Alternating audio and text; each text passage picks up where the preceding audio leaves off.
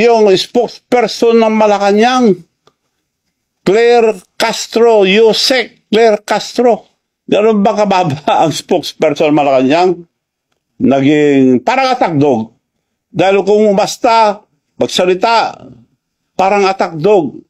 Alam niyo ba, girl, ang pagsasalita mo, para kang atakdog. Alam mo ba, atakdog, sinabi ko na, pag nakaamoy ng pera, kakagat. Naubusan na ba kayo ng atakdog na ikaw na mismo ang nagsasalita? Magsalita kayo ng totoo para paniwalaan kayo ng tao. Wala kayong isang salita eh.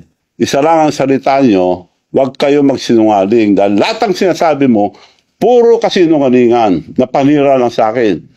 Kaya para kang, kung umasta ka, para kang atakdog. Alam mo na atakdog. Ulol na aso, pag nakaamoy ng pera, kumakagat. Parang ganun na ang tsura mo sa, hindi ka na spokesperson ng Malacanang. So, umayos kayo dyan. Spokesperson supposed to be a professional, hindi atakdog.